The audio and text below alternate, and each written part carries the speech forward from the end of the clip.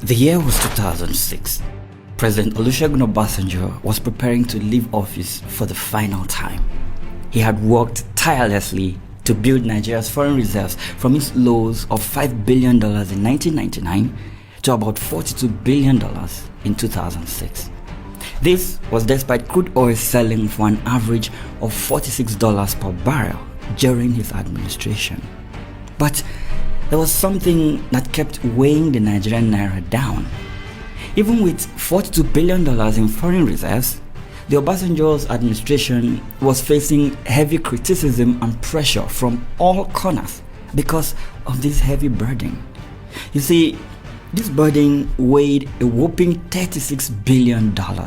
Yeah, that was how much Nigeria owed in external debt at the time. Most of that amount was owed to the Paris Club, a group of major creditor countries that included the United States, United Kingdom, France, and some other Western countries. Then came April 2006, and Obasanjo said, quote, "Nigeria will not owe anybody in the Paris Club one kobo." A few days after this bold declaration, there was this headline from the New York Times saying, quote, "Nigeria pays off its big debt, sign of an economic rebound." Baba had done it. Before this huge announcement was made, the President Olusegun Obasanjo's administration had been engaged in discussions with the Paris Club on this Nigeria's debt burden. Those discussions yielded results when, in 2005, the Paris Club proposed an unprecedented debt buyback at a discount. They agreed to a 60% discount on Nigeria's debt that would cancel all of Nigeria's debt to them if Nigeria could come up with a cash payment of roughly $12 billion. Meaning, the Nigerian government only needed to pay $12 billion of the $30 they owed. Now, with $18 billion being written off then, Obasanjo's administration was able to pay the balance of $12 billion. And from there, Nigeria became debt-free, at least for the time being. This helped stabilize the value of the naira at the time.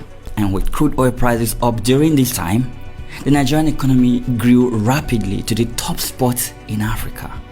A growth that continued during the administration of Yar'Adua through to that of Goodluck Jonathan.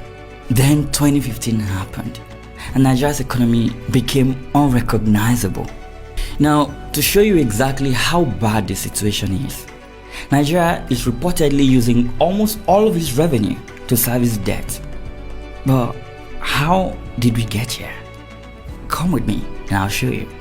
Nigeria's debt profile. 7.6 trillion naira in domestic debt. $7.22 billion. The country's debt service cost in the first quarter of this year was 1.94 trillion naira. The Nigerian government currently owes a total of $91 billion. That is both domestic and foreign debt. Of that amount, $42 billion is said to be foreign. Now, according to Bloomberg, Nigeria spent 80% of its revenue on debt servicing in the first 11 months of 2022. The World Bank placed that figure at around 96% for the entire year of 2022. But you know what's more worrying? Spending 96% of your revenue to pay debt means you're borrowing almost 100% of your annual budget. This is scary because records show that it is getting worse and not better. Between 1999 and 2021, local and external federal government borrowings jumped from 3.55 trillion naira to 26.91 trillion naira, an increase of 658%. Between June 2015 to December 2020, Buhari borrowed 7.6 trillion naira. President Muhammadu Buhari increased Nigerians' debt from $7.3 billion in 2015 to $28.57 billion as of December 2020. This caused the country's exchange rate to move from 197 naira to the dollar in 2015 to 381 naira at the end of December 2020. We are talking about one president increasing Nigerians' debt by 173.2% in just 6 years. In comparison, President Goodluck Jonathan's administration met Nigeria's debt profile at 6.17 trillion naira in 2011. According to a report by The Cable, local debt amounted to 5.62 trillion naira, while foreign debt stood at $3.5 billion. The exchange rate at the time was 156.7 naira to $1. In 2014, towards the end of Jonathan's administration, external debt was $6.45 billion. Domestic debt rose to 7.9 trillion naira, while the naira fell slightly to 158.6 naira to $1. After the elections, however, everything changed. By the end of 2015, Nigeria's foreign debt jumped to $7.3 billion, while domestic debt increased by 8.4 trillion naira. The naira crashed to 197 per dollar. Not even a year in office yet, Buhari immediately gave Nigerians a clue of how his government planned to carry its affairs. So far, Buhari is the country's biggest borrower, increasing public debt, that is the federal government component, by more than 173%. Oh, hang on, there is Tinubu now, whose administration has been acting like a bunch of 5-year-old kids with Happy Christmas money in a candy shop. According to the Vanguard, the federal government under Tinubu borrowed 20.1 trillion naira from domestic investors in the first year of President Tinubu's administration alone.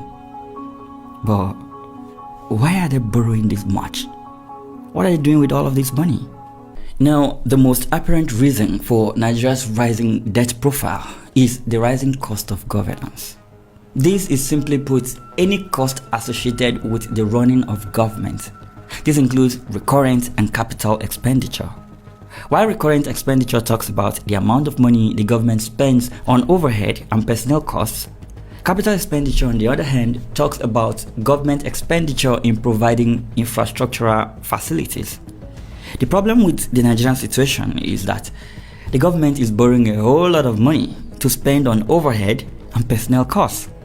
As a result, infrastructure is in decay, while the people in power focus on buying yachts, jets, SUVs, and building mansions.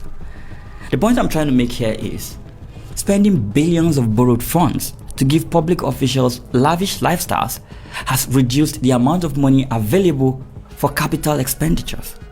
This means roads don't get built, hospitals are poorly managed, some have no light, and others have collapsing structures. Let's not even get into the education sector. There is literally no money to improve our power infrastructures, leading to the national power grid collapsing every 4 market days. The public transportation system is a mess. No rail lines in major cities to help solve the public transportation crisis. Now, all of this put together have led to a fall in investments. Companies are running away, which in turn has led to a reduction in the level of employment, which ultimately led to the stagnation of our economic growth. Also to add, borrowing a ton of money without restraint is bad. Yeah, pretty bad. But how, you might ask? Well, more debt means a weaker naira. A weaker naira means imports of goods are more expensive and exports bring in little value as a result. A weaker naira also means crazy levels of inflation like we are witnessing right now. Food items are very expensive and people are no longer able to afford household items. There is also the debt servicing we talked about earlier. Nigeria is currently using 96% of its revenue to service debt. Imagine working for 30 days and you are paid 500,000 naira, but then you have to use 408,000 naira from that amount to pay your debt. How do you survive on 20,000 naira for another 30 days? It means you will have to borrow again and again, and so the cycle continues. But is there a fix for this mess we are in? When the current president of Argentina was sworn in back in December 2023, his country's economic situation was worse than Nigeria's. But what did he do? Well, he took measures to reduce government spending. It's not a magic trick. All he did was cut down on the size of government, block the stealing of government funds, attract foreign direct investment through tax holidays, and improve the ease of doing business in the country. If you're broke, you don't need to go on a spending spree to build a mansion and buy a jet and a yacht and whatnot. In all honesty, if Nigeria were a company, it would have filed for bankruptcy by now, and maybe all the managers and directors would be behind bars. You see, when the last administration was under a lot of pressure to get money to run its operations, they went to the central bank and turned it into a printing press. With every naira they printed, the naira lost more value. Inflation soared, and your savings became worth less than they used to be. The result of that recklessness is still being felt today, with the current administration even worsening the situation with its borrowing and spending. Like I said earlier, the Tinubu administration has been acting like a bunch of 5-year-old kids with happy Christmas money in a candy shop. They know they didn't work to earn this money they are spending, because of course these are loans.